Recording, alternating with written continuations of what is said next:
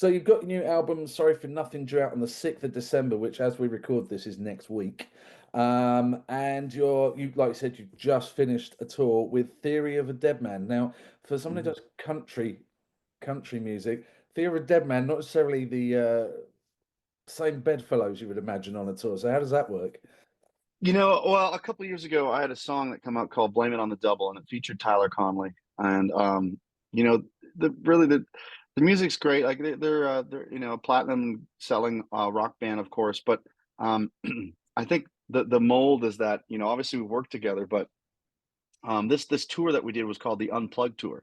So Mm. there was no electric guitars; it was all acoustic. They were full band, but with acoustic, and it was really interesting. And I think seeing that mold of country and rock come together, they're great songwriters. So it was like, you can really countrify some of their songs, if you will.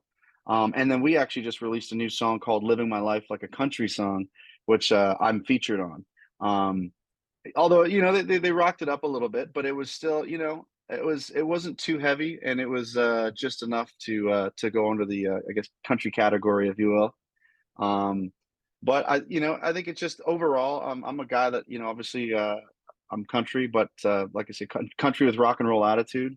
So I could either go right from Merle Haggard type country to Keith Urban, if you will, or just go straight up to Ozzy and Pantera. So I like to mix it all up, and so it really worked out perfectly. It was a lot of fun. That's excellent. So the new album, Sorry for Nothing, which we'll mention again, we'll keep putting that in there to remind Yeah, yeah, of nothing. course. I've had a listen, and it is an amazing album. So everybody, you need to get it on wherever you get your music from, either physical or streaming, wherever you get it from. Make sure it's out on the 6th of December. I will add that in again. Um, Thank you. what does the album represent for you at this point in your career? Do you think? I think it just really embodies who I am and what I am as an artist. Like I just mentioned regarding the live performance. I mean, there's songs on there. One of my favorites that I wrote, and I wrote it 7 years ago. I just really wanted it on this record. It's called "Late Night of Drinking Again," and it's very much your modern country, like Merle Haggard, maybe a little Vince Gill in there.